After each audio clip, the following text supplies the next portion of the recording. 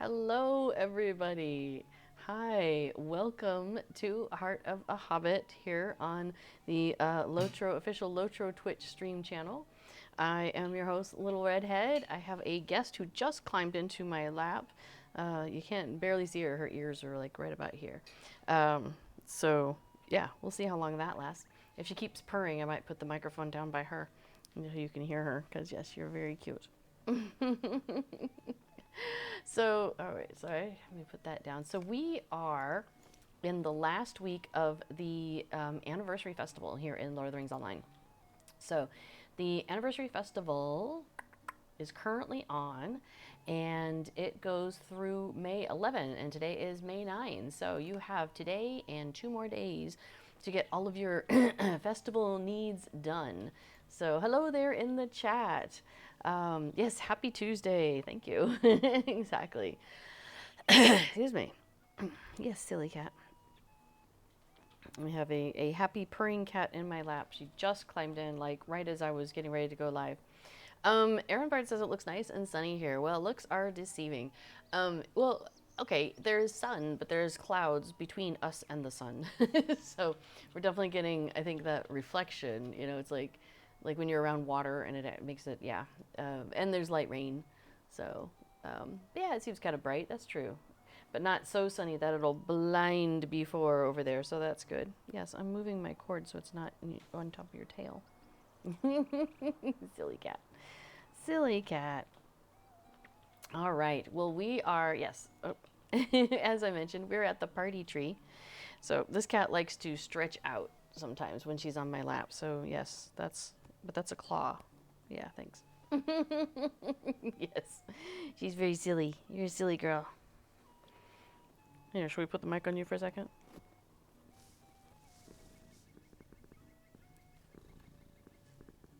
Can you hear her though? All right, well, maybe you can hear her a little bit. Excuse me. All right, so hang on, let me do a little wave. New folks in chat asks, hey there, any news about console port? I don't know. I don't work for SSG, just FYI. But yeah, that's true. I mean, we haven't heard anything, like, I haven't heard any announcements or anything about porting Lotro to a console. So, but yeah, I mean, if you have any questions that are related to game-specific things, like how does something work, like, is this happening, is that happening, probably good to just ask an SSG employee. And on Fridays at noon Eastern time, Cordovan, who's the community manager, he streams here on this channel, and so that's a great chance to put something out to an actual SSG employee. Now, there's times when they just don't have an answer, you know, so you might put something in the chat, and if they don't answer it, it maybe is because they don't have an answer for you at this time, you know. And sometimes I know, like, there's been times when they were like, hey, we have this in the works, and then they don't talk about it for a while, and then people will be like, what's the deal, what's the deal, what's the deal? And I think what's going on at that point is they're, like, working on it, but they can't say what they're doing yet, because they're just, you know, I mean, they gotta wait and let that come to fruition. So, so that's kind of, sometimes you have to read between the lines a little bit with what they don't say, I should say. Somebody asked what's her name. This is Cato, Cato. She is 9 years old. We got her and another cat she was living with, Casper, who is asleep on the couch over here. So you might see him poke his head up once in a while. He's he's well zonked out right now. Sorry. We got them from the shelter about a year ago, and yeah, she was 8, he was 6. Yeah, so now they're 9 and 7. So yeah, cutie pies. They've gotten very comfortable with being on our laps. In fact, he was on my lap earlier, which is really cute because he was not supposed to be a lap cat. He would sit next to you, we were told, but not on you. And we have cured him of that. Well, not completely, but he definitely sits on laps more often than he used to. So it's really awesome. Dude, let me just tell y'all, I've been looking for a good summer hat, very much like the straw hat that my character is wearing, right? And I had one in Colorado where I used to live. And in the process of moving, I got rid of a whole bunch of stuff. And I'm like, they have straw hats in Europe, of course, because we live in the Netherlands now. And so I've been looking for a good straw hat. And I saw some recently, but they were like €7, €10. And so I think they were made out of plastic. They didn't seem all that great. And I tried them on, and every single one of them was too small on my head. And I started thinking about it, and I was like, you know what? I think actually I recall with my previous hat, it was a little tight. And what I did, it was like an old straw sombrero from Mexico, because like I said, I lived in Colorado, so there was lots of stuff from Mexico around the area. And I had taken it at one point, put it in the bathtub and soaked it down. And then I put like heavy things on the brim, like shampoo bottles and stuff, and let it sit and then dried it like that. And so it was flat, like a summer hat like this. And I was able to stretch it out to match my head a little bit better. So I was trying on the hats here, and yeah, they were all too small, and I was really disappointed. So I am in this like straw hat desert in my life at the moment. So I just had to share like my angst, my straw hat finding angst with you all. So yes, Sandy, I'm glad to know it's not just me. You have that issue. Hats never fit. So yes, it's a travesty. But eventually I'll find a hat. And I probably just need to pay more. Like, oops, are you going somewhere? Okay. I probably need to, actually pay real money for a hat. That's probably the first step, as opposed to looking for a cheap one for, 7, 10 euros, whatever. 5 euros. I can't remember how much they were. They weren't much. Okay, yes, Aaron Bard says he must know a good home when he sees it. Yeah, I think he's definitely sussed himself out to that business. We have a cat door in the wall, and we got that installed last summer, and we've been wanting to make a cat path outside, but covered, like enclosed, so they can go outside, but they can't just roam free.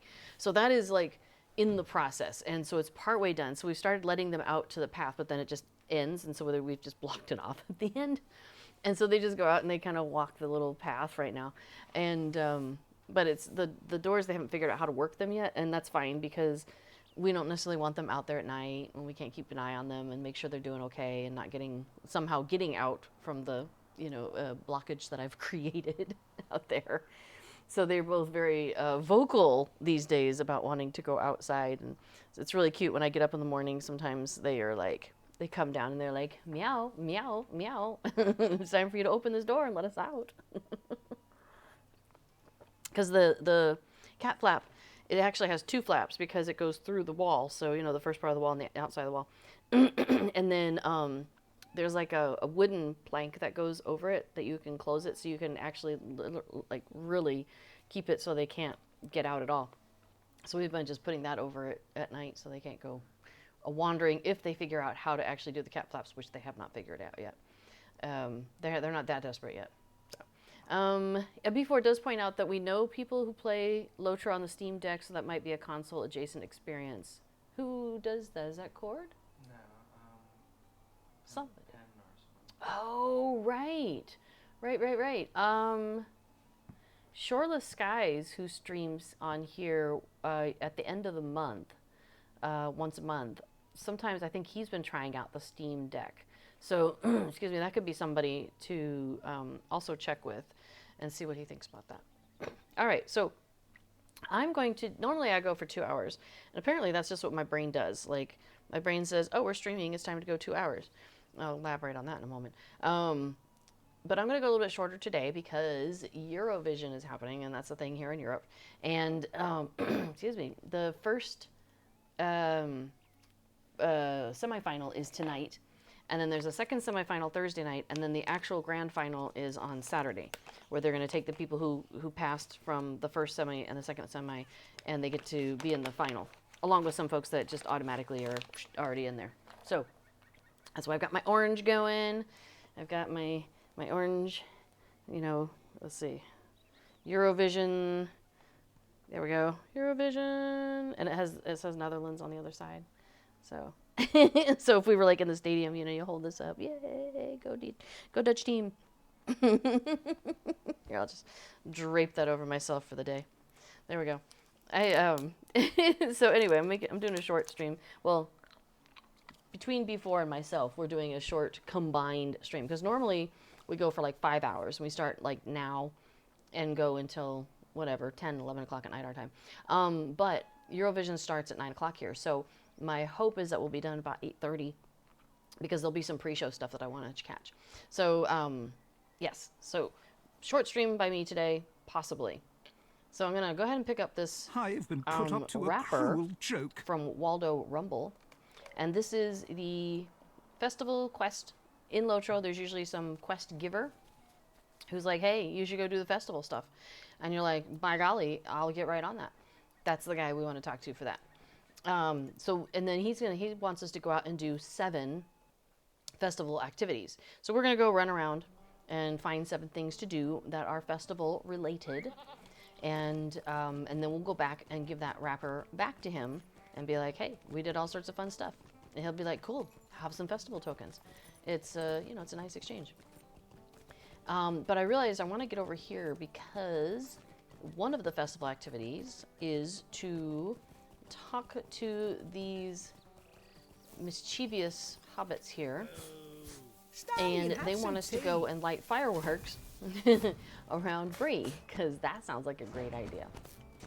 And that is a quest that's only available during the daytime of Lotro. And right now it is afternoon, and in 4 minutes it'll be dusk in Lotro. And I cannot remember if dusk counts as daytime or nighttime, so I wanted to make sure I got this quest picked up before it switches over to nighttime. So, funny thing I was going to mention. So, Eurovision, I'm kind of excited about it. We got kind of like, so when you win Eurovision, it's a contest. And it's a song contest. And countries, this is, in case you aren't familiar with what Eurovision is, I'll give you a quick review. Oh, Ehrenbread thinks, and before also say dusk is part of daytime. Okay. So we're still in daytime for another 4 plus, what is it, 20 minutes? 25 minutes? I forget how long the cycle is. But cool, we got plenty of time to do this. And it actually turns out, if you still have the quest and it moves into night, I was still able to find fireworks spots on the ground. So, it wasn't too bad. I'm going to just skip by looking for places on the ground to light fireworks at the moment, because I want to go get the envelope quest. Although I do have a lot of envelopes. But that's alright, I'm going to go ahead and grab the quest. This is the guy who says, hey, do something for me? I had a stack of envelopes and the wind caught it. Can you go and find me some envelopes? Oops. I wanted to do this, not that. Let's do this. Okay, so Eurovision, it's a contest. Started in the 1950s, after World War II. They were in Europe looking for a number of things, one of which is like, hey, can we find ways to like get along?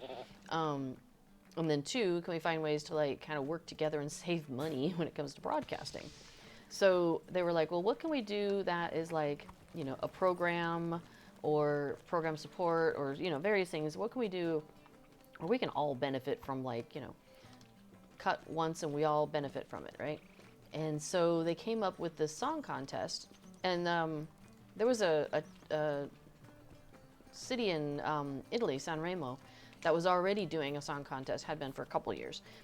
And they're like, yes, let's do that. So San Remo still has a song contest I believe that's where who gets to go to Italy, they compete in that. So it's still a big deal, which is nice. Anyway, so there is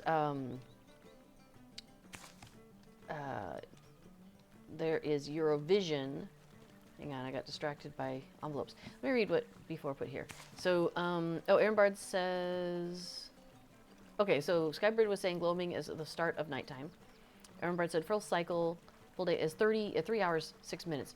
Yeah, I knew it was 3 to 4 hours, but I couldn't remember the chunks. Okay, so dawn is 9.5 minutes, as before. Morning is 29 minutes. Noon is 18. Afternoon is 28. And dusk is 18.3. That's very specific. That's really funny. I'm guessing this is from the wiki. Wiki. Oh, okay. Oh, hey, here's another envelope. Just sitting right here by this milestone. Let me grab that. Did you want to come back up on my lap? You have that look. You can if you want to. You're just so funny. Oh yeah, Wiki spells out precise seconds and minutes. I was rounding to 18.3. I like it. Anyway, so Eurovision, you have to be a member of like the European Broadcasting Union, which is a thing, an organization, and that's the organization that was like, hey, let's pool our resources, kind of thing. So it's kind of just continued from then, and they make changes every now and then. It used to be you would sing, you'd had an orchestra, there was no dancing allowed. Now it's dancing, there's no orchestra. You can have at most 6 people, hey baby, on stage, and that includes like whoever's singing. So you can have singers, you can have dancers, you can have acrobats, you can do whatever you want. Yeah, not whatever you want, but there's a lot of flexibility. As long as you're on stage and there's only 6 of you. That's the key. That's the rules. And somebody has to be singing live. So the song itself, you have to sing it live. The instruments are not live. And in fact, I think they're not allowed to be live. So you can't be playing your drums. I mean, you can play your drums, but you can't what people are hearing is going to be recorded, I'm pretty sure, from all the instruments. But, I mean, you get people like who won from Italy 2 years ago, and they were full on playing their stuff, even if if they weren't, like, that wasn't what the audience was going to hear or what the telecast was hearing. But man, they were definitely into it. They're so fun to watch. It's been really cool to watch the Eurovision winners and like see where they go and how they do afterwards. Because we just recently got into Eurovision. Okay, so the Netherlands won in 2019. And we were already here, but we weren't really... Actually, we might have been in the U.S. during Eurovision because we were going back to deal with things like 2 times a year when we first got here. And so it's quite possibly we were in the U.S. during Eurovision, which is possibly why we weren't like caught up in it. And then the Netherlands won, so that was cool. And so that means the Netherlands was going to host in 2020. Well, you may have recalled that there's stuff happened in 2020, so a lot of events didn't happen. And this is in May that it normally happens. So May 2020 rolls around, and they're like, we can't do this. So they did like a special TV program where everybody who was supposed to be participating that year, like, sang, and there was retrospectives, and it was nice. It was a really kind of like, hey, we're not together, but we're together, virtually and singing songs. And it was lovely, actually. It was really lovely. It's really funny because every country who is involved, like, they broadcast it on their TV networks. Trying to get that invitation. Oh, yeah, look at that. And so for the BBC, for the last while, it's been Graham Norton. And I don't know if you guys are familiar all with Graham Norton. He's British, and he has like this kind of campy style, but he's also got like a great wit and a bit of a biting humor at times. And so he spent a lot of time kind of just making fun of what people were doing and wearing and singing and all of that. And you know, people really enjoyed his commentary though. But he knows a lot about what's going on too. So he has good commentary. It's like well researched as well. So during the 2020 broadcast, they had that where people were still doing their local, and he was still like being a little snarky and stuff for a while, and then he was like he kind of mellowed out and he's like, well, this is really beautiful, and like it just totally changed his tone. It was really funny. But he seemed to definitely enjoy it. It was really sweet. Okay, so then last year, the Ukraine won. So, oh, sorry, 2020 happened. We were kind of peripheral to it. We watched the thing, had a great time with that, and then start and listen to the music because the artists were, you know, they're every year. I don't know how long they've been doing this, but they put out like a CD, whatever, with information with all the songs of all the people who are competing. Oh, hey, we have some raiders from Thunder Bracer. Dun, dun, dun. Wonder what bracer is in Dutch, because thunder is donder, so it could be, you know, donder bracer. Beugel, beugel, donderbeugel. Welcome from Donderbeugel.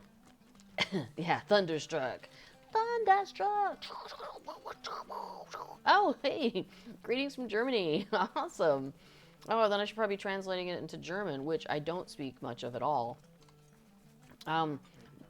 But we speak some Dutch, which sometimes has some similarities to German, which is really interesting. Like, I wonder what's thunder in German. I'll bet it's something very similar to Donder. It would not surprise me. Donor. No, donor is the meat. Donor. Okay, so donor versus donder. Yeah, okay. Donderstruck. Yes, not a donor. Oh my gosh, I love capsulon. That's a dish that you can get here that has donor meat on it. It can have donor meat. Dude, that's really bad. I've got food in the crock pot. It will be done in like 20 minutes. And now I'm like, maybe I should just order capsulon for dinner. Oh, wait. We were talking about Eurovision to all you Thunder folks. So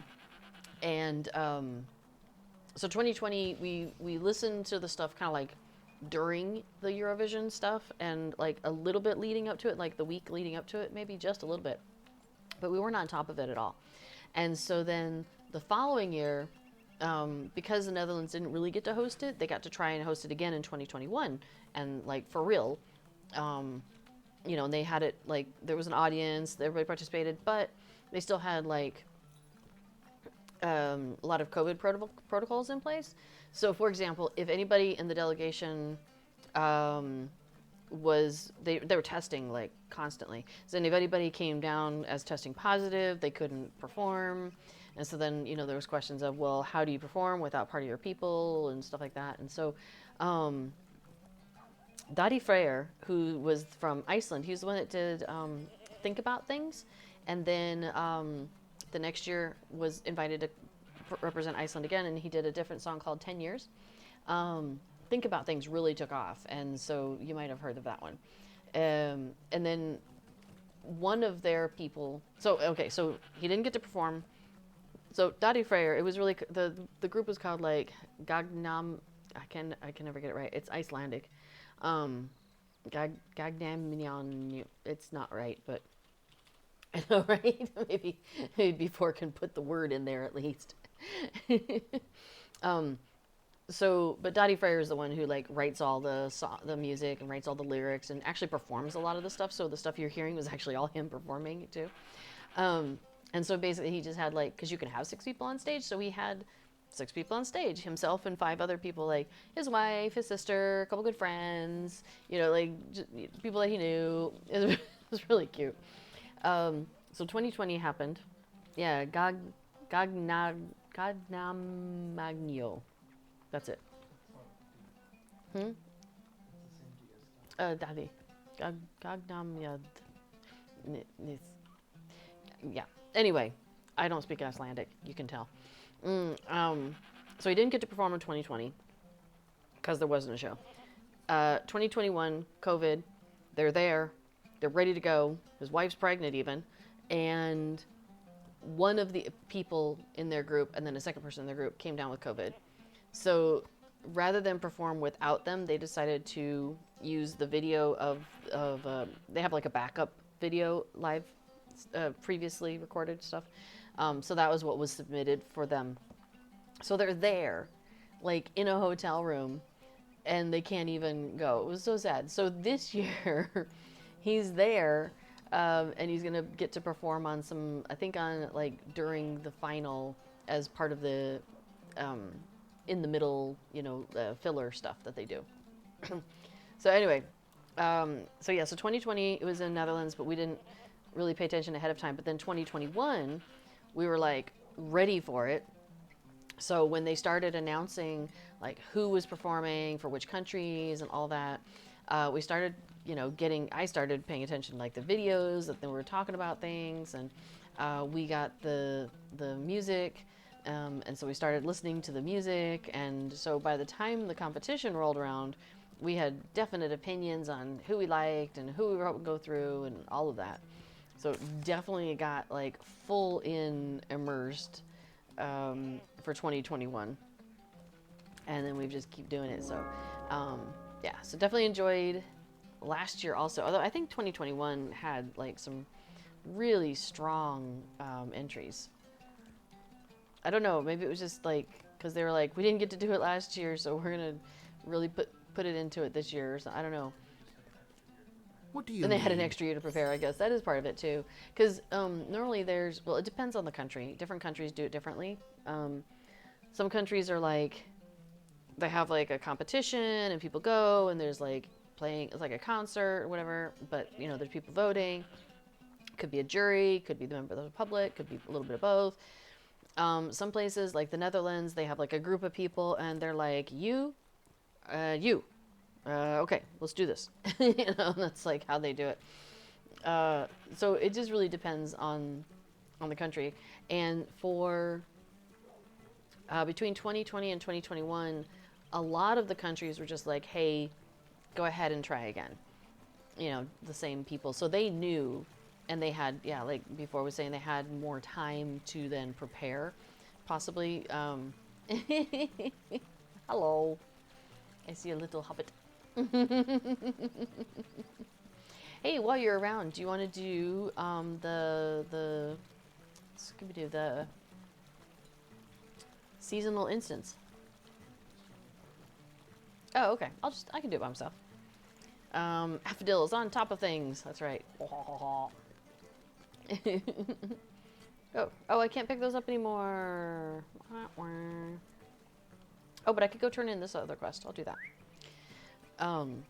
So with Eurovision coming up, I was very excited about it, and I have a Dutch business, and my business is to help bring Dutch culture to other folks, particularly like my target audience is basically people in the US or North America, like, people who come from a similar culture from what I have come from, and who might not know these things about Europe, about the Netherlands, things like that. And so Good day.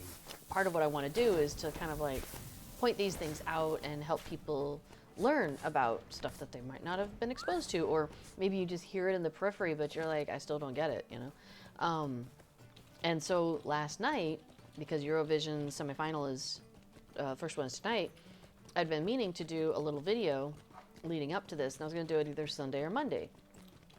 Well, Sunday came and went. We were busy with stuff. So I was like, okay, well, it's Monday. I got to get this done. So I did a video last night. And I was like, I'm just going to do a little bit of an overview of like, what is Eurovision? What are some of these rules that people do, stuff like that. And then, there's dinner done. And then maybe do a little quick overview of like, who's competing this year and what I think about it. Because one of the traditions of Eurovision is having an opinion and being like, well, I like this one. I don't like that one. Here's why I don't, all that stuff. And so I was like, cool, I'll, engage with that, and that'll be kind of fun. And so I'm like, okay, I'm going to do some recording. And before's like, cool, I'm going to go upstairs, do other things. And, how long do you think you'll be? I'll be like, oh, it won't be more than an hour. Okay, so I get to the end, and I'm like, feels like it's been a while. And I look, and yeah, it's been almost 2 hours.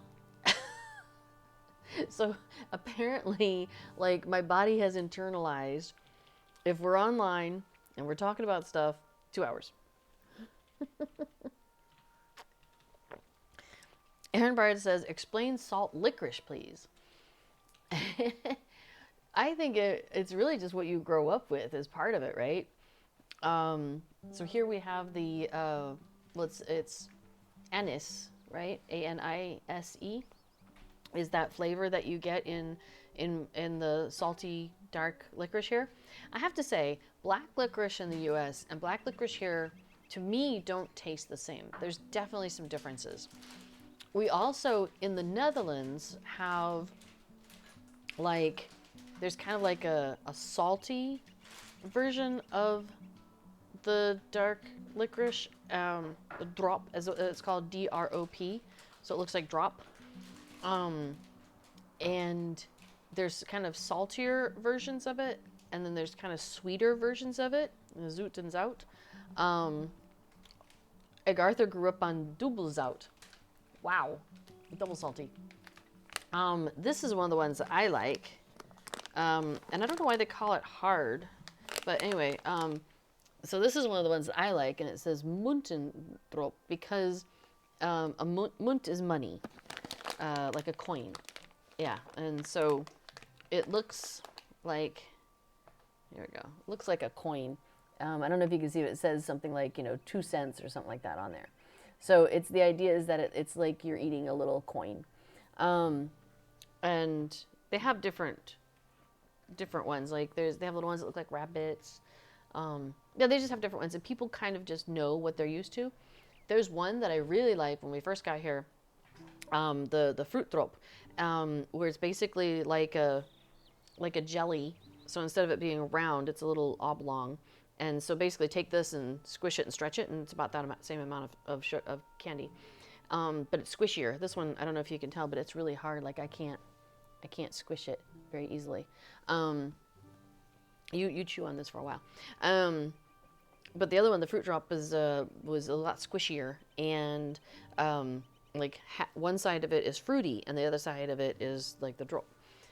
Those are really tasty. Now, I forget what's the thing, and maybe somebody else in here can remember, but the Finnish salty licorice is a different flavor, but they're related to what we have here. So I can't really describe it to you because it's been a little while. Like we went to Finland in 2017. Yes, 2017 we went to Finland. So I did try it when I was there, but gosh, that's a long time ago. It feels like. Egg Arthur says, I handed out some double salted licorice to my coworkers once, and some of them spat it out. Yeah, so what I do when we have people visiting is I will often be like, here, you should try a little bit of this. But what I'll do is I'll like take something like this and I'll cut it up into little pieces. And I'll be like, try a little piece first. Because otherwise they do that. They put this in their mouth and they're like, rah, rah, rah, and they toss it out. I'm like, well, that's a waste. I would have, eaten the rest of it. Could I speak with you a moment? Had you not done that. But you can't really like bite into it and bite off a chunk. It's not easy.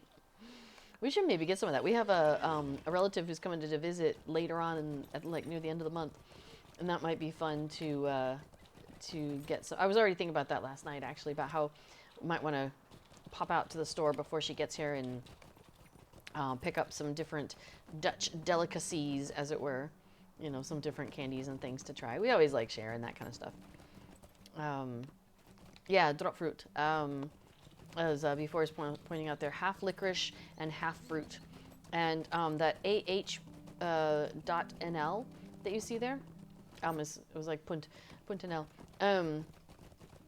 is AH stands for Albert Heijn, which is one of our or grocery store chains here in the Netherlands.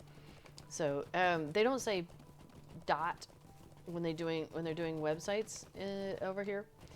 It's punt, because that's the Dutch word for, you know, friend. the dot is punt. So it's AH punten but yeah, so there's a link there if you want to have a gander at what we're talking about in terms of the drop fruit. It's really, I was gonna say it's lekker. It's really tasty. Yeah, I like it. Oh, the Germans say Punkt, like Punkt.com. Yeah, nice.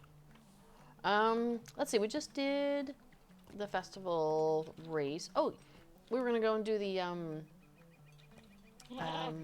let's do. So after that, I think I'm gonna drop you out of my group then, and I'll just do it by myself. So I'm leaving your group. Bam, bam, bam. Oh, good. The fireworks show begins in 5 minutes near the north gate of Bree. Oh, then let's go see if the dude is up there. So that's what I mean about German and Dutch have some real strong similarities sometimes. Like, if you heard somebody say punt, and then you heard somebody say punkt, it would sound very close, right? And you'd be like, okay, I can jam on that. Yeah, so for us, as before points out, it's now muscle memory. If we see a .com, we just say .com. If I see a .nl, I say .n. I can't even not do it. Okay, so as you can see, what Selena's already started here. So the guy is here, right? And his ring is up. So we're gonna go ahead and accept Hello, this quest. friend. Could you help me with something? And I've got Festival Buddy, or the Festival Buddy plugin, so that pop that up for me. The fireworks announcer is saying nothing. He is quiet because it's 5 minutes before it starts. But whatever the last color was before, when the last one ended, is the color right now. So if you let off that color, it counts towards your thing. So for example, it must be blue because she keeps lighting off blue. But like, let's say I don't know that. Maybe I'm like, oh gosh, I can't figure out what color it is. So let me let off a red. Oh, wait, oh, launch the correct firework. Oops. Let me try a different one. It might have, oh, there we go. You have launched the incorrect firework. Bam, bam, bam. So I failed fireworks and Bree. Well, you know what? Winston is happy to talk to me again. So there we go. So I can do it again. And what was she doing? She was doing blue. Let's try blue. Haha! Launch the correct firework.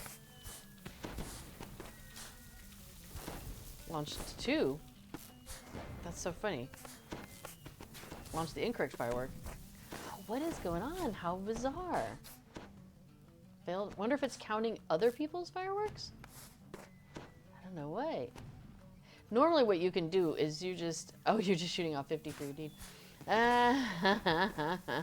Would you do something for Well, it's funny me? because it said did the correct one, and then it said did the incorrect one.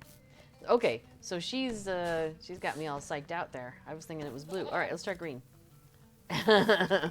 Aaron Bard says there have been some weird bugs this week. Okay, fair enough.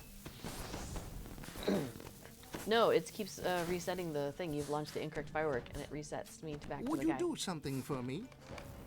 So normally, yeah, the way this works is whatever the last firework was before it went to dawn is the correct firework, and you can go ahead and launch it while you're waiting for the fireworks announcer.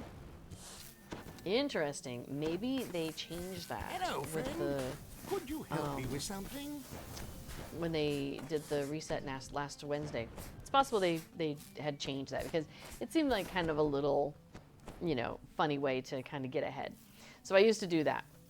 Dame Hypatia, hi-ho. Good to see you.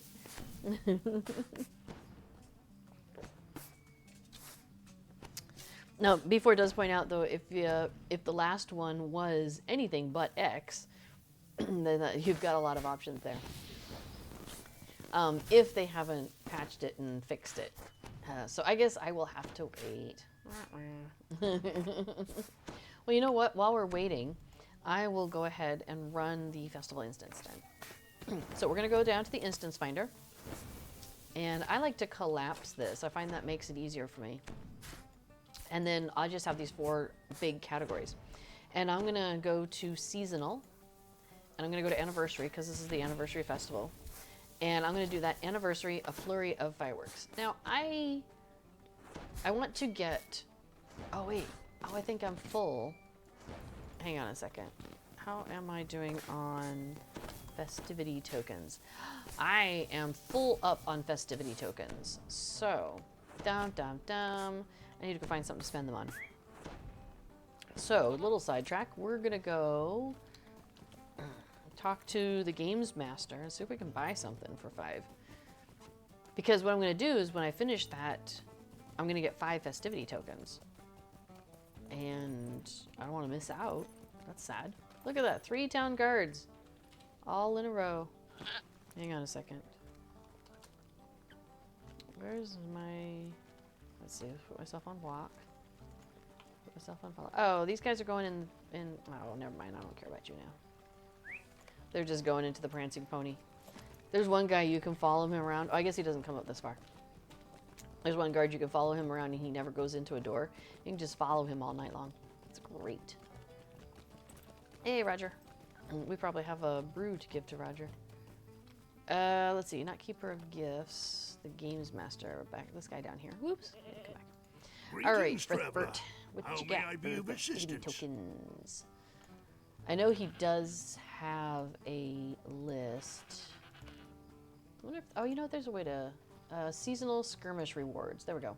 So these are the rewards that are available for the festivity tokens.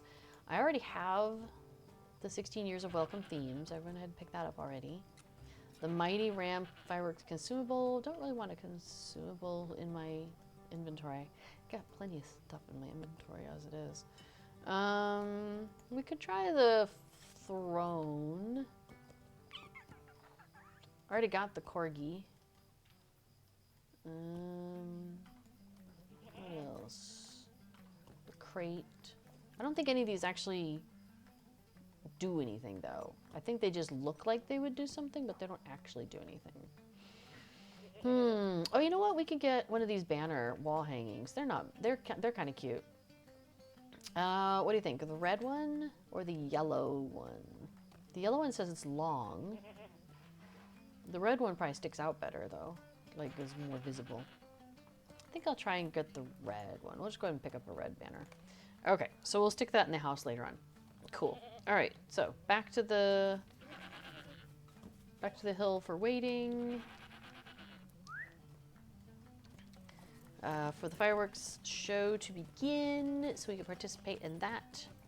And while we are traveling, I'll go ahead and start this process again. Okay, so we're gonna go to Instance Finder and Anniversary, Flurry of Fireworks.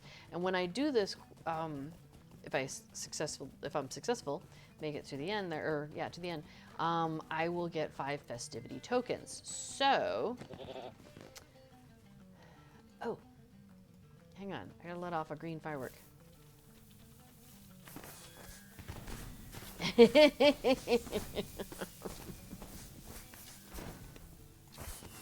Okay, so I don't feel a need to do this on level, but I am going to bump it up, I should say, to 3, to size 3, which sounds kind of funny, right? Like, I'm going to bring this down to like level 20, but I'm going to bump it up to size 3.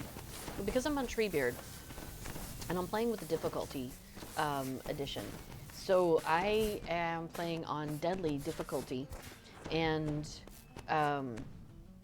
that goes away when I do it on a small fellowship side. So that's what I'm doing. All right, here we go. Goodbye. We'll be back in a moment. The funny thing is this takes place in this same area. So look, I'm just like, I was right there. Like when I come out, I'll still be right here. So there's the fireworks announcer is standing on here. Here, I could, you know, let off anything that is not green. It will be most unexpected. There you are. I'm a fireworks announcer. Okay. So Gandalf wants to tell me stuff. So let me go check in with Gandalf here.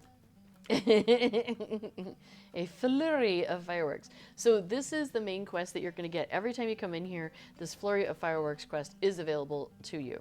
And this is the one that if you go all the way to the end, you'll get the festivity tokens for it. So we'll continue that. And it's basically, we're picking up fireworks, taking them down a little bit further along. We encounter some stuff. We deal with that. Pick up fireworks, get a little further along, and so on. We do this over and over again. I see there's some German in the thing.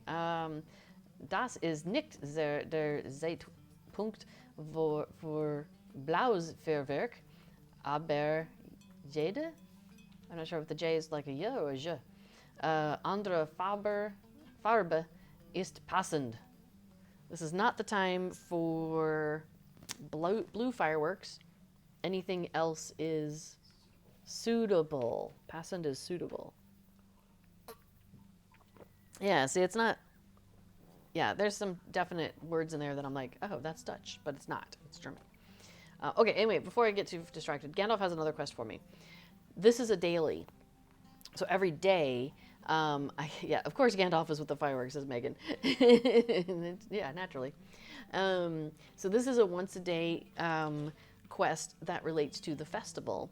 Not festivity tokens, but it'll give me festival tokens. So you only get to run this once a day, no matter what level you do this on. But basically, he wants us to go around and give sparklers to the children, because who doesn't like giving fire to children? So we're going to pop around and do that. So the cool thing is, with that one, if you're just here for those, for festival tokens, you just want to pop in once a day and grab your festival tokens, you absolutely can do that, and you don't even have to do the full instance. You'll notice I haven't picked up the fireworks from Gandalf yet, that are next to Gandalf that he wants me to move about. And pop over here. So the children are on my mini radar, which is really handy. Actually, let me backtrack to here. So once I've given the children all of the fireworks, or the sparklers, not fireworks, we're not going to try and blow them off, hands off. That part of the quest will auto complete. And so I will get my 12 festival tokens immediately. So if that's all you're into, like, you could just do that part. And then be like, I'm out, and not worry about the festivity tokens. But why would you? All right, so this will be 10. And the other two are up the hill. Now I could go ahead and do them, but I am going to pop over here. John D says, I don't think I'd trust a hobbit with a lit sparkler. I just don't trust children with lit sparklers. Hobbits, whatever, they can do what they want, but actually I don't really trust adults with sparklers either. So maybe I just don't trust sparklers. I don't trust people with sparklers in general. All right, so in this, hey, little hobbit. Oh, okay, so the hobbit's gonna have a chat with us. So this is what happens if you don't take out the hobbits. If you don't have a chat with the hobbits, they will stick around and keep you from moving forward. But now I step forward. The trolls have seen me. They have moved forward. And we're getting rid of the trolls, but, oh, I think a hobbit this hobbit wants to talk to me about the weather. So it stunned me, and I was unable to deal with the troll. So, so this is a little bit more interactive with these hobbits than it is in the summer one, where you're doing the perfect picnic. Because, see, it stuns me if they want to have a chat. I can't interact with dealing with the things I'm trying to take care of. So that's a reason to go ahead and, tap your foot at them. All right. Oh, there's trolls on the rocks ahead of us, so let's get rid of them. All right, done. All sorted for you. So the person that's our escort is somebody who we will have encountered, or you could have encountered, previously in the game. So let's see. Oh, let's see. Aaron Bird says load screen for the Lotro client says the festival ends on the 15th. I had it down as ending on the 11th. So I say we go to lotro.com and take a look. So let me pull up a browser window if I can.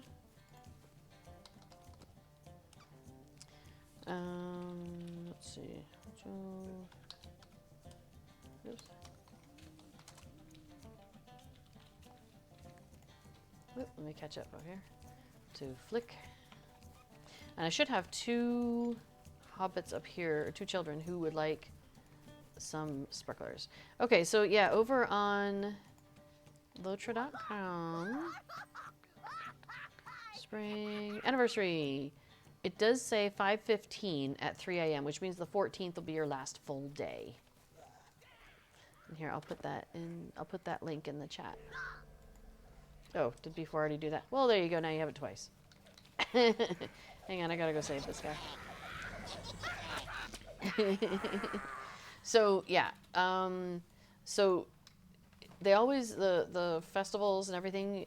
The events tend to end at 3 a.m., which means that really the day before is your last full day. So if it ends on now, John T says they usually end on Sunday nights and Monday morning, but that's not actually the case. A lot of times the festivals have been starting and ending midweek, like Tuesday, Wednesday, Thursday lately. So it's a little, yeah, it's a little off that schedule. Oh, by the way, I finished with the children. I gave them all the sparklers, and I got anniversary tokens when I turned it into that last child. Sorry, I forgot to point that out when that happened. We were distracted by the things.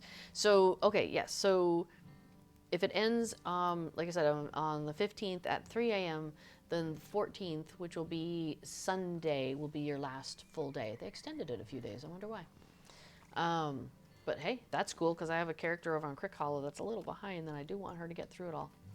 So now we're going to work on finishing this instance. So again, I gave the children the sparklers back there, so I could have just exited, got my, got my festival tokens, I'm out.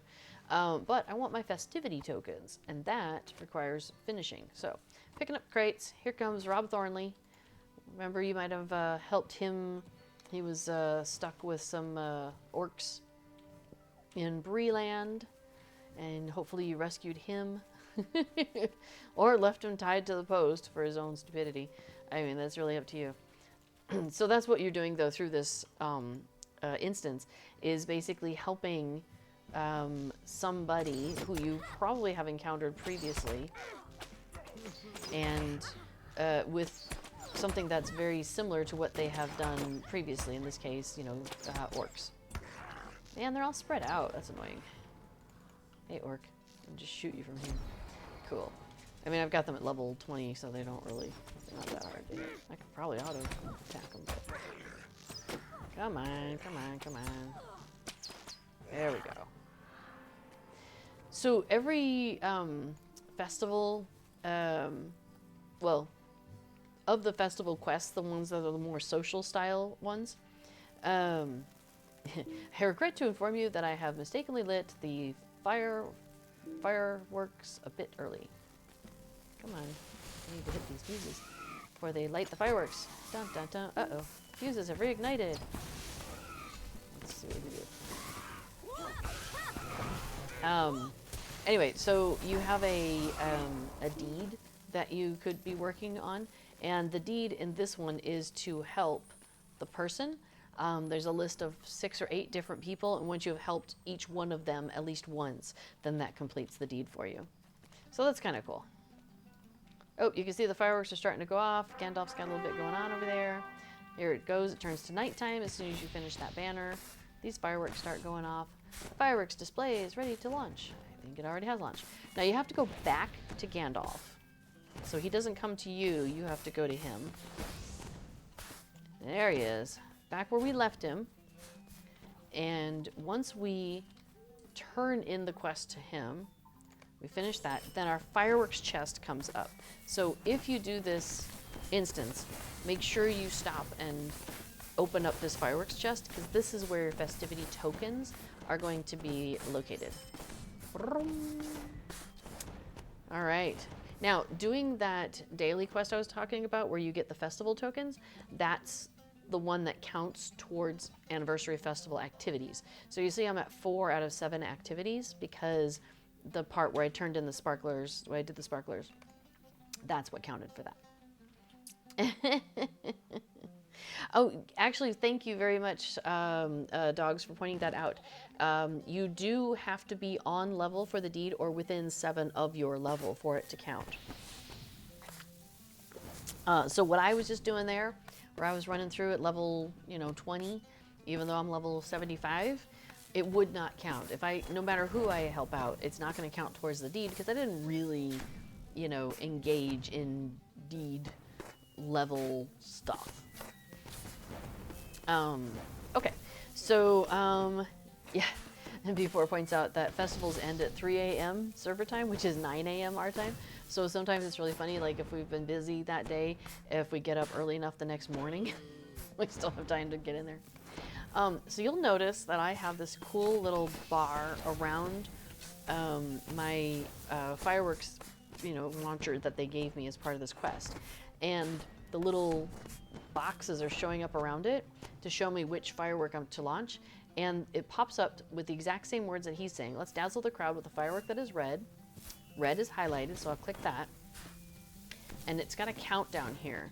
So as long as it's still going, so here it's still in the red, but as soon as that fades out, it's not safe to launch because he's going to go on to a new firework.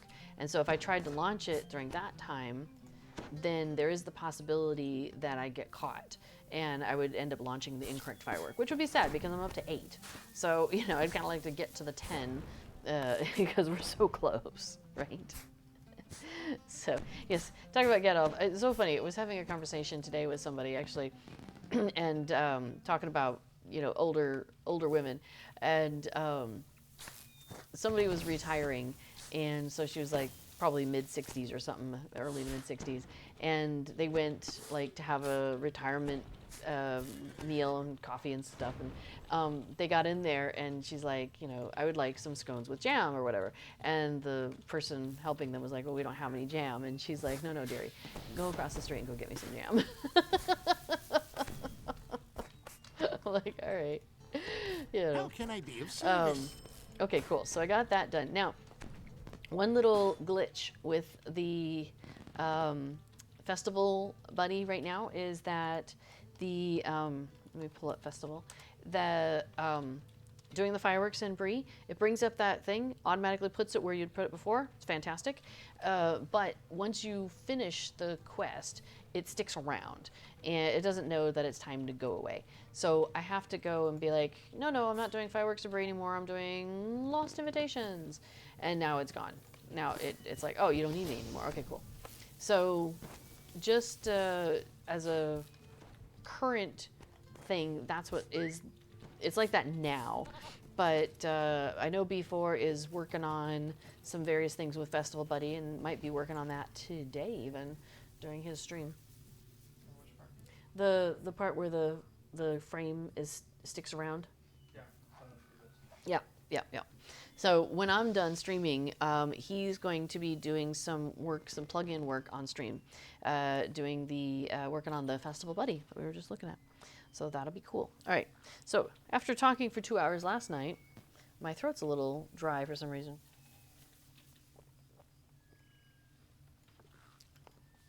Funny that. All right. So we've done. Let's say we did the fireworks on at Bree here. Yeah. Oh yeah. My title. I think it's great. Lady of Streams because we're streaming. Okay. So we did the fireworks in Bree. We did the fireworks around Bree for the Hobbits, going light fireworks on the ground. Totally safe. We did the envelopes. We've gone and picked up envelopes, found 6 of them, turned those in. Erebard, I talked for 2 hours last night because I did another stream about Eurovision. Because I wanted to do some explaining about what is Eurovision before it starts, because it's on tonight. So tonight we have the first semifinal, and then Thursday is the second semifinal, and then Saturday is the final. And then you'll have a winner. Okay, so let's see. We did the horse race here in Bree. We haven't done the horse race in the Shire. We haven't done the beer brawl, and we haven't done the chain of gifts. So we could go do the chain of gifts in case anybody hasn't seen that and is kind of like, wait, how does this work? So I think we'll go and do that. So I'll start us off in Hobbiton. Let me make sure I don't have one already started. Festival, yeah. And yep, okay, cool. So twice a week, this resets. So you can do this twice a week in total. What most people do is they'll do a small part of it and supplement it with some other things. And then the next day do the rest of it and supplement it with other things. So like every day come in and do like a couple of the gifts chain, and do like one of the fireworks because you're here for either one or the other, but not both normally. Maybe do a horse race, do the envelopes, so get yourself to 7 and then you turn it in. So the reason I'm going to start here is because the hill is right there, which is where we're going to go and turn in this wrapper when we're done with it. So if we start here, that means we'll end here, and that's very convenient. So if you are not getting in and doing festival every day, maybe just once or twice a week, then maybe 3 times a week. This is the quickest way to do it. Especially if you have the travel skills. Especially if you're a hunter. So we'll start with Dudo Chubb here. And he has a gift, which is a dwarf shield, and he would like us to take it to his friend Ormer, who is in Frerin's Court. So we're going to accept this quest, and I'm going to use my happy little hunter skill to get me to Thorin's Hall, which is going to put me at the top of the stairs. So I'm going to need to ride down the stairs so I can get down into Frerin's Court. No big deal. If you were coming by Stablemaster, you would end up, taking a hard left there when you come in to Frerin's Court. And so you can always just hop off at that point. Dog says, never realized you can start anywhere, always did Bree first. Yes, you can start it anywhere, but once you've got it started, it's in motion and you can't skip around. So like I can't just pop into the thorns up at the top and be like, hey, because I don't have So all right, so I'm gonna turn in this shield to this guy. What do you want? And he's like, well, that's fantastic. Thank you very much. And he's like, hey, by the way, I have a lucky goat's horn, and I'd like you to give this to Ranulf up in Thorin's Hall Inn. So we could run back up the stairs, but why run when you can transit, right? Yes, if you have, Erebard points out that you can do the red fireworks from Gandalf's quest down here. So if you are still working on that quest, and that's one that you pick up from Gandalf at the Methil stage, south of Hobbit and Bywater, there's a quest that he gives you, which is to light like a red firework in Frerin's Court, and was it like a green one at the party tree and a yellow one in Rivendell, very specific places, like outside the Last Holy House. And so those 6 fireworks that you can purchase from the fireworks vendors, the different colors, you have to light one of them in 6 different locations, one on Weathertop. I forgot the other ones. But anyway, so once you've done that, you go back to Gandalf. He's like, good job. It also happens to coincide a little bit with another deed, which is to light off each of those fireworks 50 times. So you buy 50 of them and make sure you use one at the location requested by Gandalf, and then you light off the other 49 somewhere else. Tom Bombadil's house has purple. Cool. So yeah, so it's really cool how and there'll be like a little thing that flashes up on the screen about like, the color accents the something about that space. It's really sweet. So, okay, so now we're back at the top though, and we want to go into the inn. In the inn. Blue is at the fireworks spot in Bree. Nice. You know what? Let's take a look. The ring is up, but is anybody home? I don't see anybody participating. This is a quest you cannot do alone. You have to have a target to hit. And given that there's nobody here, nah. We're just gonna skip right by that. 'Cause we did that last week, I think. Or the week before. We've done it before. So. Okay, so we have this horn, this lucky goat's horn to give to Ranulf. Greetings. And he says, this is a gift from me. Well, I'm feeling quite lucky already. Blessings to you, kind Hobbit. It's very sweet. Oh, my captioner just got a little wanky. Hello, wakey wakey. It says I'm being too quiet. I doubt that. Oh, okay. Let's talk to Ranulf. He has a pint of ale. Will you stay and speak with me a moment? So now he wants us to deliver the ale to Roger at the Bree fountain, at the Boar fountain in Bree, the Bree fountain in Boar. So what I do is I get the travel skill that's Lalia's market, and so that's how I'm going to get there. But before I just remembered, I don't want to forget. I want to put up in our kinship house that banner that we got. So I'm going to take a little side trip. We're going to go put this banner up real quick.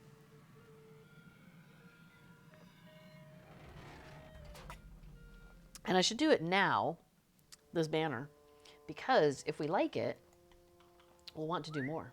You know what I mean? I'll go and grab a bunch of them. Hello, house. I love our house. Check it out. I love our little menagerie here. We've got the dragon. He's going to go... with his little fire. Oh yeah, you're fierce. Good job, little fierce dragon. Let's get the badger out. Honey badger don't care. Shrew mouse house. Hey, Spot. And... zoop. Nanu. You know, I love the snowball arena. I think I might take it down soon though, because I think the maypole would go nice there. Seems like a good time of year for it. Oh my gosh. Or... I haven't gotten it yet, but there's a new thing here. I gotta show you guys something in the store. I'm not gonna do it right now because I'm just like, I have so much stuff in the house right now that it takes a while to load. So loading the store right now would probably be a bad choice. But okay, so let's see where. So you see we have the red wall banner there. What's this one called? Celebratory red banner. Okay. I wonder what's different. There's the blue. So I did red in these two corners. And I did blue in these two corners. There's our stained glass swan. Isn't that pretty? Let's see. Do we have any wall spots over here? I probably used them all. Oh, I didn't. Okay. Well, let's put this one back here behind these guys. Let's bring that down a little bit. No, it doesn't need to go out. We're going to go down. There we go. How does that look compared to the ones over there? Oh, I have them up near the top of the green. Okay, so maybe go back up. Not that far. Go up, but not like that. Alright. Let's take a look. What do we think? I think the celebratory red banner wall hanging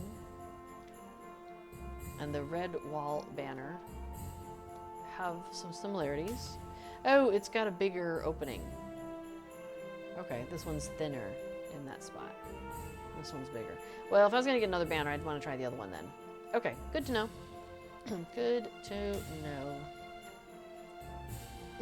Let me step outside.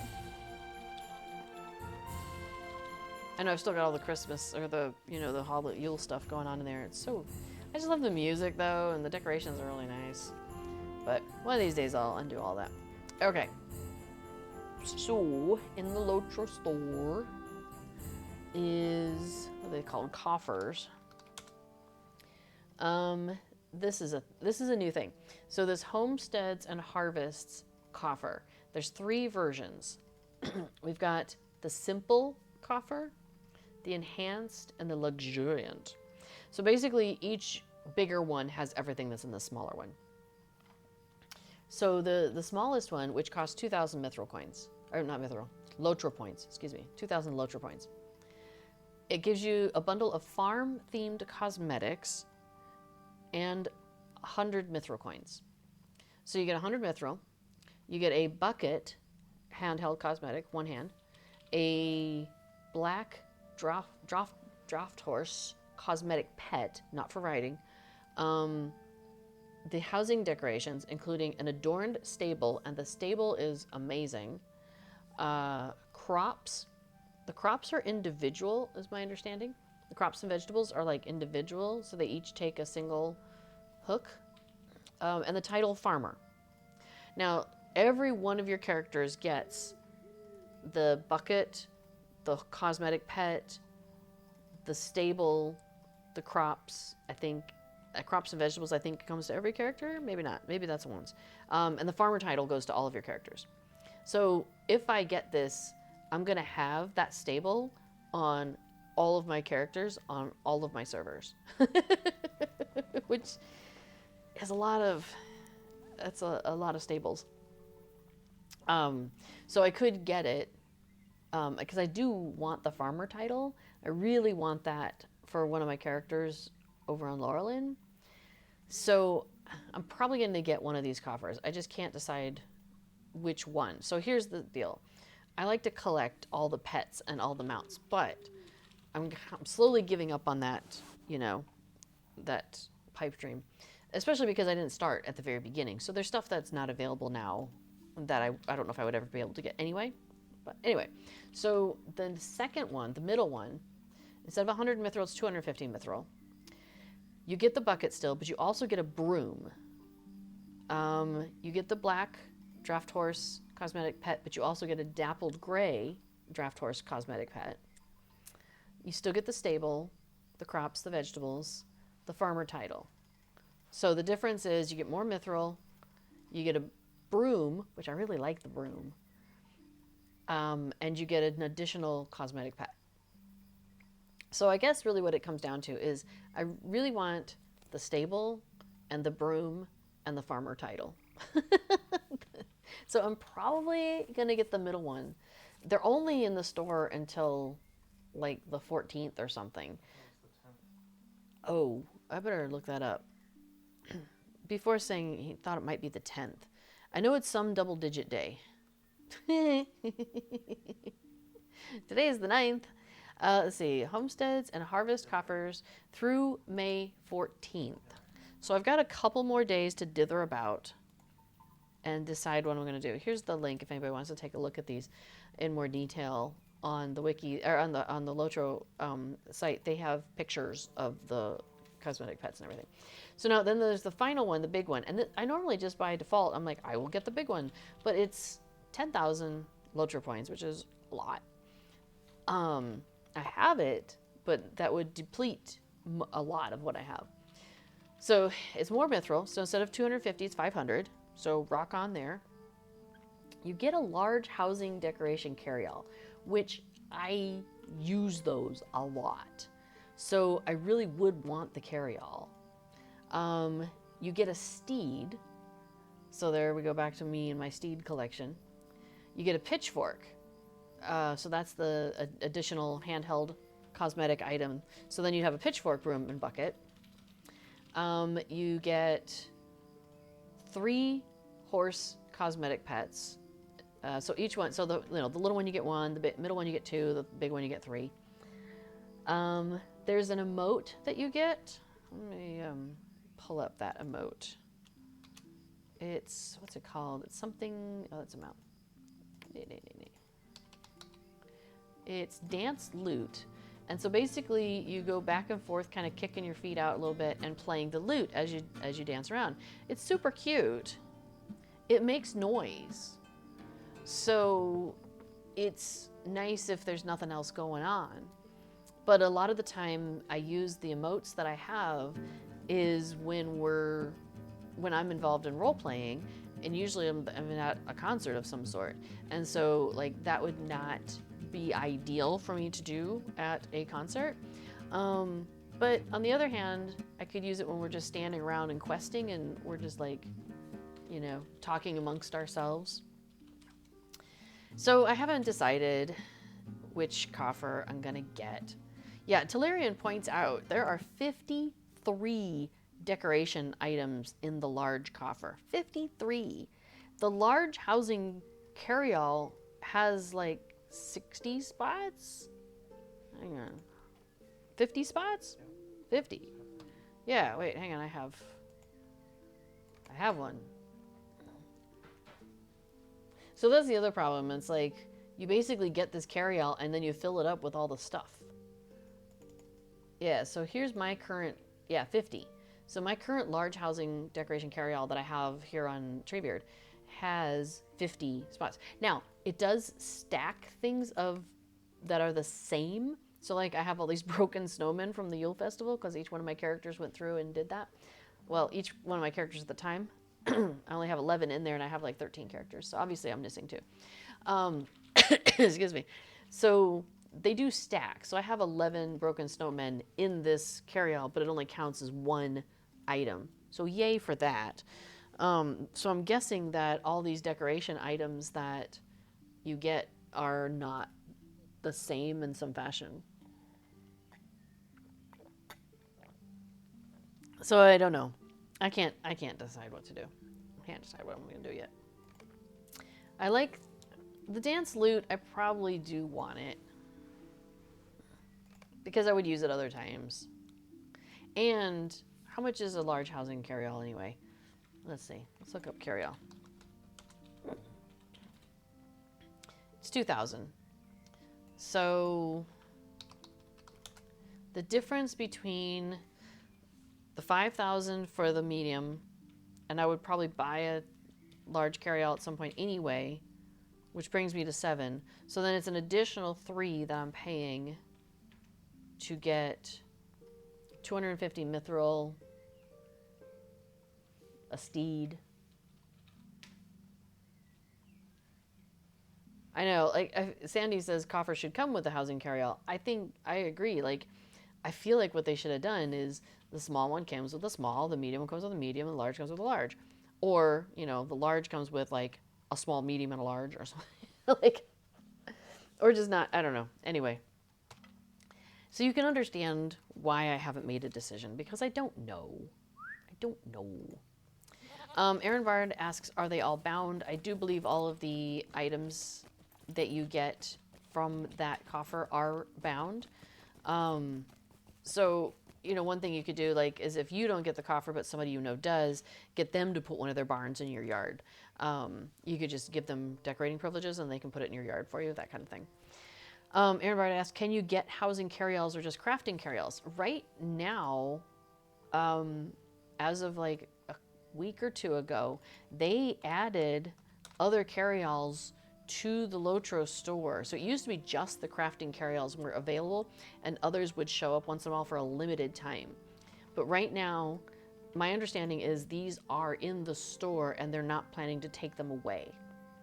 So we have the small, medium, and large crafting carryalls. So all your crafting, like your wood and ores and those sorts of things. And then you've got your task item carryalls. So all those little things that you pick up when you're, wandering around. Do I have any on me? I just give them all to B4 to store for us. So you can get a small, medium, or large task item carryall. And those, they all have the same thing. So the small carryalls have 10 slots, the medium have 25, the large have 50. The stacks also vary. So I know with the large carryalls, the stack is 5,000. What is it? 2,000 in the medium and up to 2,000 also in the small. Okay. So that's the task item carryalls. And then the housing carryalls, which I'm absolutely addicted to. And then also the junk carryalls, which I don't have any of those. I don't need them. But the die carryall is the other one I'm addicted to. So I have like a large die carryall on almost every server. Yeah. And then the coffer thing. So what do we say? The die carryalls, task, junk items, housing, and craft carryalls are in the Lotro store. And yeah, permanently. Tellurian says permanently. Yeah, and they said they would be permanently in the store. So very excited about that. So it means I don't have to rush. But on the other hand, it's like I keep buying them because they're there. So it's a deadly combination for me. Okay, let's go ahead and continue on with the gifts chain, though. Oh, and Moobot has pointed out the latest expansion soundtrack for Before the Shadow can be found on YouTube, and there's the YouTube link for the Before the Shadow soundtrack. So here's where you end up if you have the Travel to Lalia's Market travel skill. If you pick that up and you just walk out the door. Interesting. Tellurian says, isn't there an Etten stuff, carryall, the PVMP, as well? And perhaps because we don't have PVMP on Treebeard, it's not in our shop. That would make sense. Yeah, as to why I didn't see it there.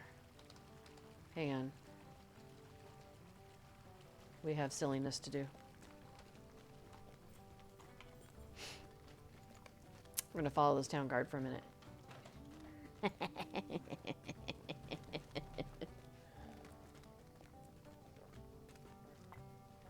Always amuses me to do that.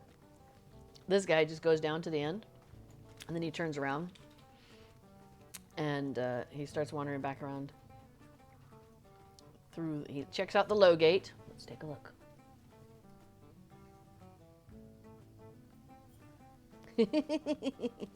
We'll walk the other way. It's always fun to get like a crowd of people doing this together. It's hilarious. Because see, we have the same torch. He has the bigger one, I have the littler one. I just find it so amusing how things scale in this game to the size of your characters. So like Hobbit stuff is smaller, like man stuff and Bjorning stuff, elf stuff is bigger, you know, for example. So, alright. Alright, me and my torch are heading out. Dewey. Alright, let's go see Roger. Hey Roger, I got a pint that I've been carrying around for a while. It's kind of warm by now. Sorry, dude. Maybe you like it. Maybe it was already warm. Could be like a nice stout. Alright. Give me a moment. He's like, hope you're enjoying the festival. I have a gift for Gale over in Combe. So, funny thing is, swift travel to Combe, like I'm going to take my time to show you this, but like, this is silly. If I want to take swift travel to Combe, oh actually that's not even the right one. Here, I'll just run over here.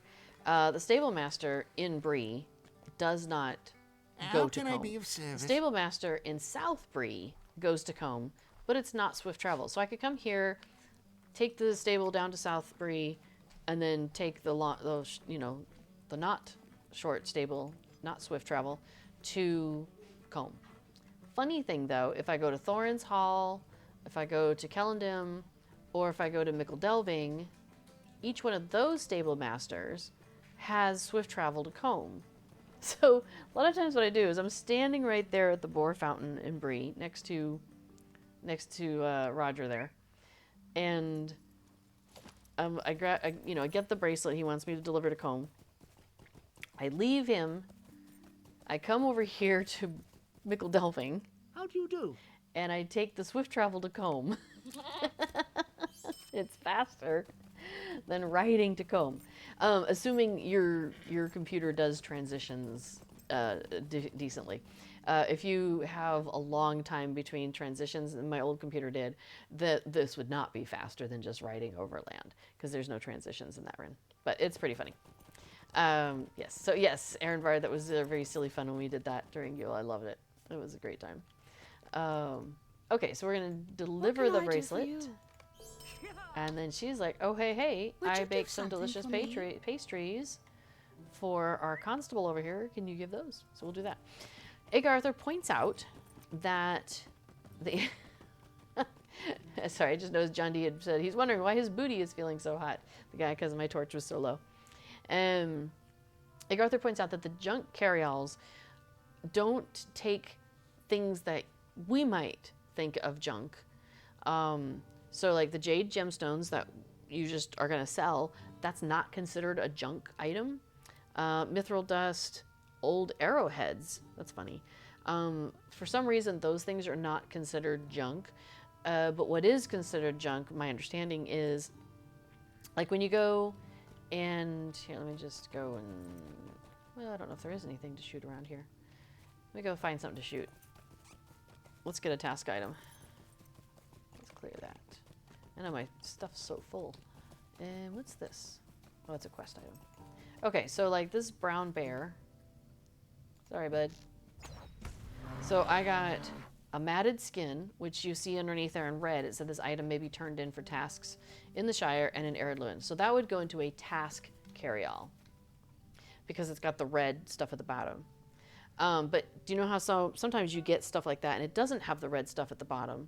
And that is considered junk. So it's something that is dropped from a, from landscape, defeating something in landscape, but it's not a task item. I think that's what they did, which is so weird that the arrowheads don't count. They must have been something else, like weird. So yeah, so if I had the carry-alls on me, could have gone directly into a task carry-all, and then next to it, this light hide could have gone directly into a crafting carry-all. So it's a nice way to free up some of your inventory, which is good, because I sure need it. All right, Constable, I have some delicious pastries for you. Hello there. Nom nom nom nom nom nom. Look at that guy, he's so hungry. Poor guy. Hello to new folks in chat. Good morning. Well, afternoon for us, almost evening. It's like, what time is it here? 18:56, almost 19. It's almost 7 p.m. Pat says, do you have your own channel? I see no self-plugging. I do have a channel. It's, what is it? Fiery Neko 42, I think. But I don't use it very often. I stream here most of the time. When I'm streaming, I generally do Lotro. And I usually do Lotro here on the official channel. I rarely stream on my own channel, as it turns out. It's just kind of funny. Oh, interesting. I didn't know that. I forgot about this. Lifted spirit. Giving gifts and doing good deeds has raised your spirit. You are eager to venture out and help others. Plus 10% out of combat run speed. How funny. I should pay more attention to that. Okay. It's from doing these gifts. Let's see. We have a wooden carving. Might I have a word with you? He has a wooden carving for his friend Esmeralda Burrows back in the Shire. So sure, we're going to take that. What's his other quest? Oh, the prologue. One of these days we'll knock that out. Oh, Megan, that's really kind of you. Megan says, I'd like to see you stream more.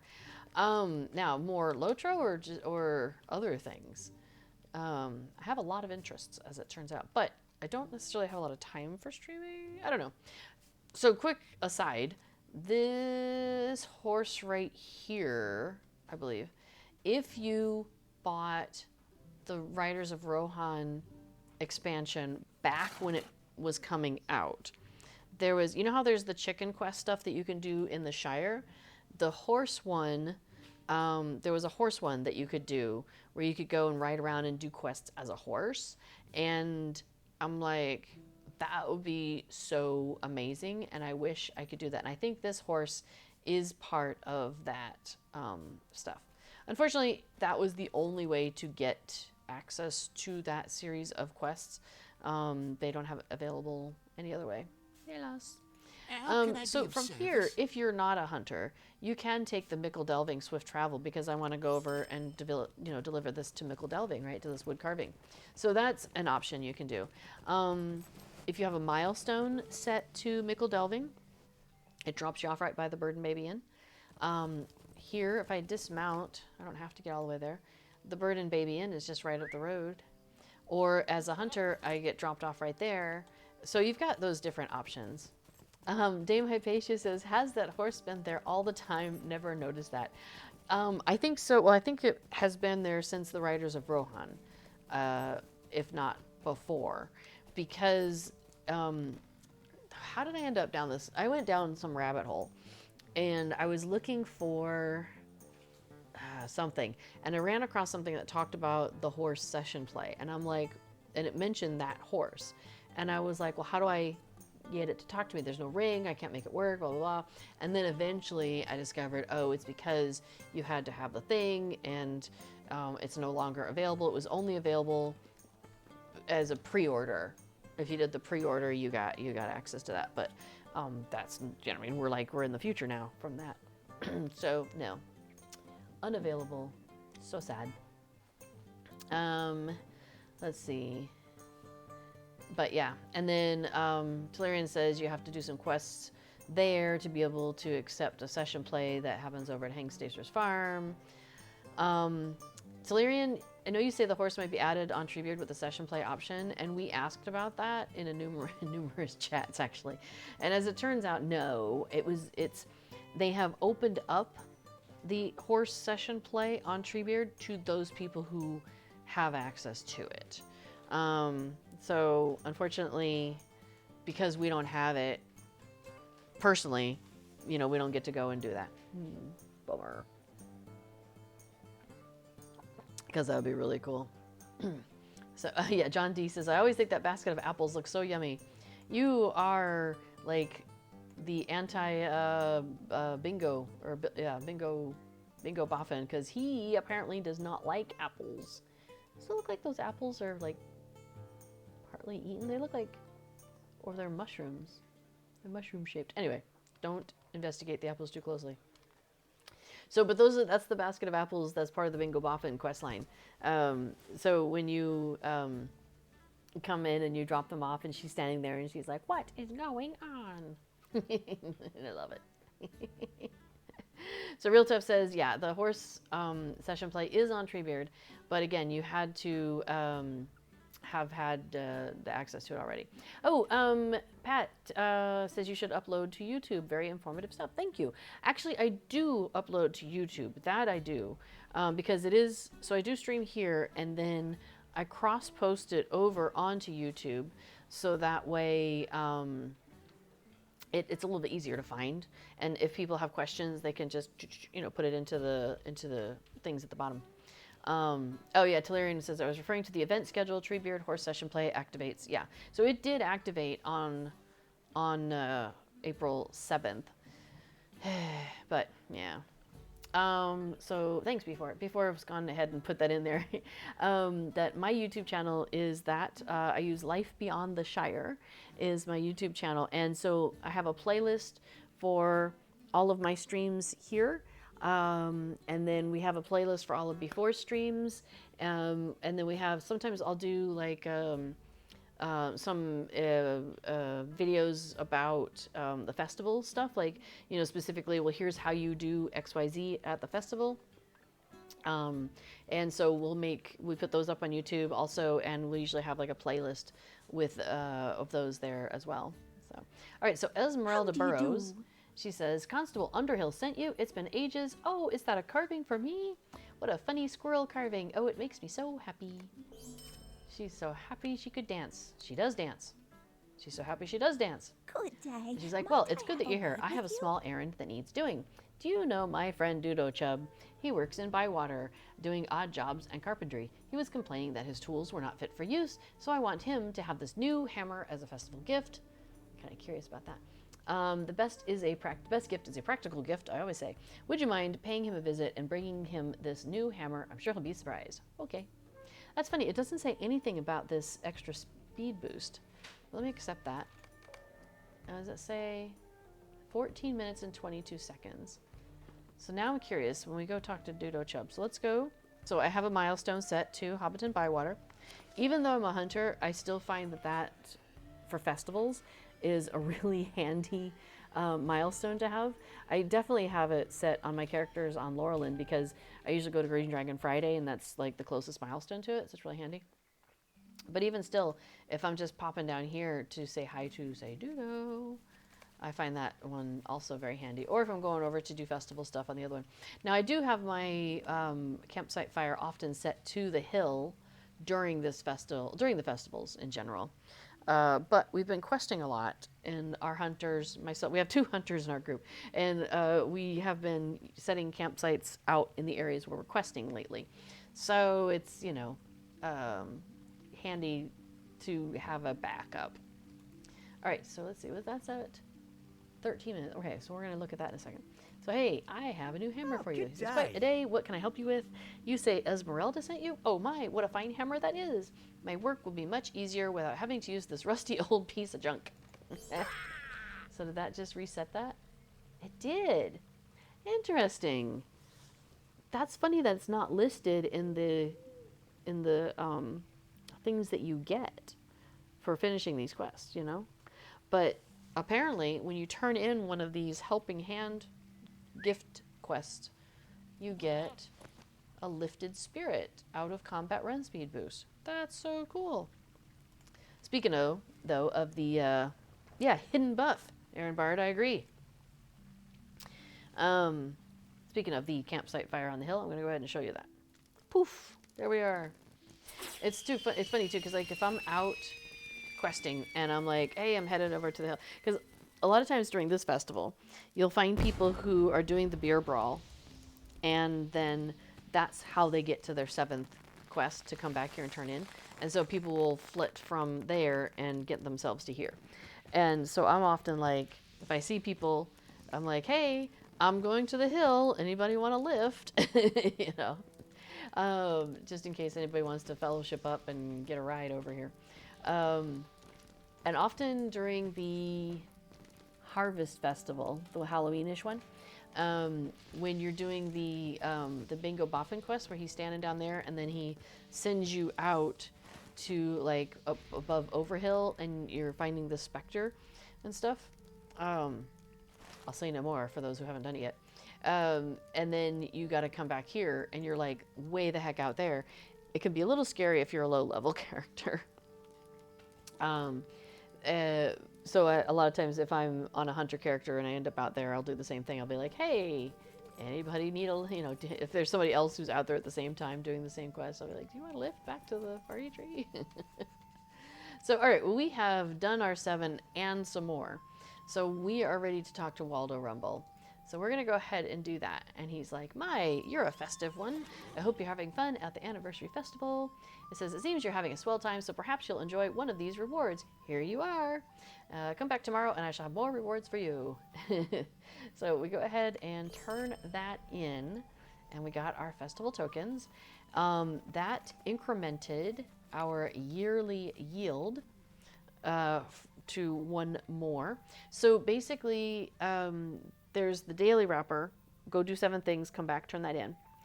That wrapper itself counts towards this, another lovely year. And I'm working on the final one. So if I do 1 more day of doing the wrapper and coming back and turning in, then that'll complete this quest. And then finishing, and that's called a yearly yield final. And when I complete a yearly yield final, that's this one, it completes the anniversary adventure, which gives me all of these goodies. So, and it says there are 9 days worth of a yearly yield and another lovely year participation quest. So plan accordingly. So there we go. I just need to do 1 more, and this character will have gotten max goodies from those things. Speaking of goodies, let's grab our Hobbit gift. But I think we're going to wrap up here in not too long. I'm going to start winding down and get myself some dinner. That's in that crock pot that finished a little bit earlier. So let's go ahead and get our silver gift. We got a massive pile of copper scraps and a 20 virtue XP pot. That's nice. Thanks, Wido. So,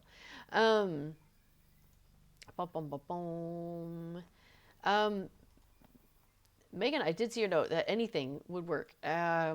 I will noodle on that. I don't currently have any plans to stream more than once a week, but I will, I'll think about it. I'll think about it. Egg Arthur says, yeah, you can use that run speed buff to speed up your in-league and Ale Association booze run.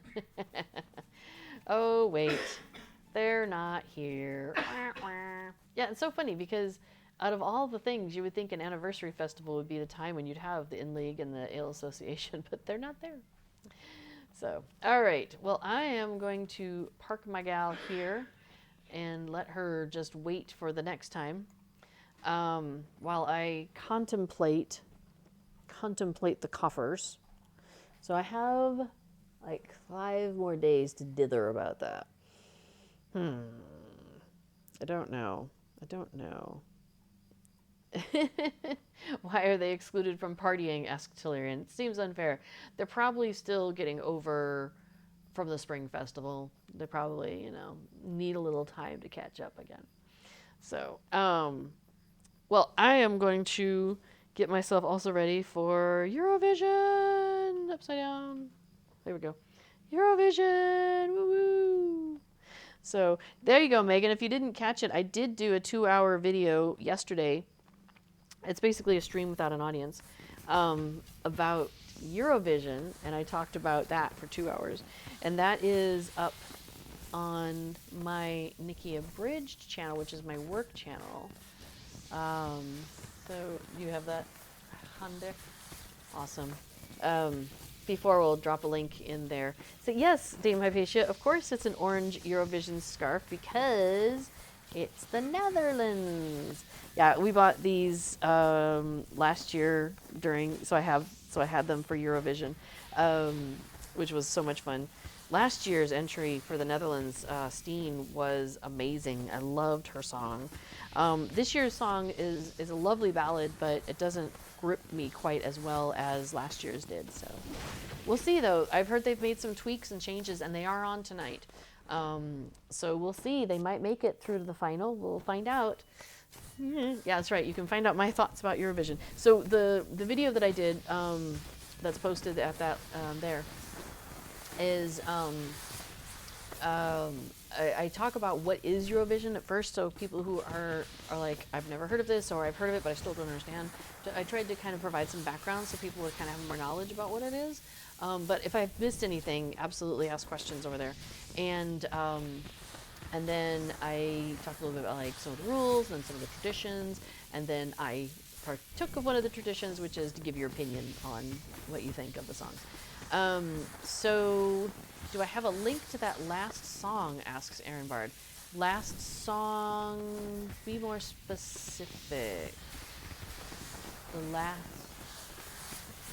The Dutch entry that I was talking about. That would be, let's see. Oh, the one that moved me more than this one. Yeah, it's Steen, S and the number 10, but before it's grabbing a link. Although it might be Geolact. We'll see. And it was De Diepte, which is Dutch for like the depth. So it was, it's just it was a deep song. Oh, get it?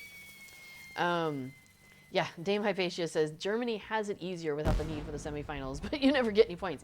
And I talked about that actually last night, about how, so there's 6 contestants that just go straight into the final. They don't compete in semifinals. And I think it almost is a disadvantage for them because they don't get to really cut their teeth in front of that audience and that week. Because I know they can go and there's other concerts that are happening like between March and May, and they can get some audience feedback on the song and their presentation and everything. But I just think that the folks who are in the first and the second semifinal actually have a slight advantage because they've just done this specific exact performance in front of an audience. They saw what was exciting, what people really, were grabbed by. They saw where the low energy was, and they were able to make little tweaks, and really bring it and just hone it and be at their peak on the grand final night. So I think Germany has it easier, yes, but in a sense doesn't, because they don't get that just last minute, really hunger. So we'll see. Let's see. Yeah. Total side note. I'm making a sweater and I'm starting sleeves, and so I've had to learn how to do double pointed knitting, and it's actually coming along. Like, I thought it would be way scarier than it is, and it looks crazy, like someone's gonna attack you. But actually no, it's yeah, you just like, yeah, I this has been like some sort of mystical magic to me for a long time, but now that I'm doing it, I'm like, it's making sense. Yeah, it's the sleeve. So this is the cuff down here, and then yeah, this is the sleeve going up. So yeah, it's coming along. I made a big mistake at one point, but I found it. I figured it out, and I fixed it. So that was cool. Um, yeah, but anyway, it's yeah, it's. I'm surprised at how not scary this actually turned out to be. The working with the double pointed needles. So I actually was kind of enjoying it. I'll probably be knitting tonight. I'm enjoying knitting. So there we go. Oh, Mr. Gorgo, evening from Sweden. We are just about to head off here on this stream, but definitely stick around because Before is going to be on in just a moment with his stream plugging along, and he's going to be talking about some Lotro plugins. I'll be in the chat. I'm going to go get some stew out of the crock pot and get myself psyched up for rooting the Netherlands on and the Eurovision tonight. And although my favorites, let's see, is Bridges is one of my favorites. I love that one. And then Who the Hell is Edgar? I love that one. That's my favorite. I think they are not tonight. I think they're next. I think they're Thursday. And then my other favorite is I Wrote a Song, and that's England. So they're already, this is UK. Sorry, so they're already in the final because they're one of the big five. So yeah, po po po po po po po po po po po po. Edgar Allan, Edgar Allan. Yeah. We'll be dancing. The cats will be like, what? That's all right. All right, everybody, have an awesome rest of your evening. Before is coming on here in just a couple minutes. And good luck to everybody who's watching Eurovision. We'll be watching it together in spirit. All right, have a great rest of your night, everybody, and I will see you next week. And in the meantime, remember to stay in touch with that Hobbit side of your heart. All right, bye, everybody.